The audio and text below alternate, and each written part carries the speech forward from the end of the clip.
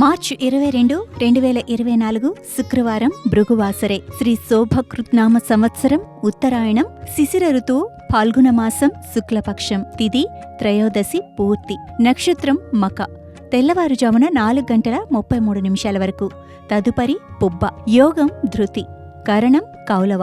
సూర్యరాశి మీనం, చంద్రరాశి సింహం.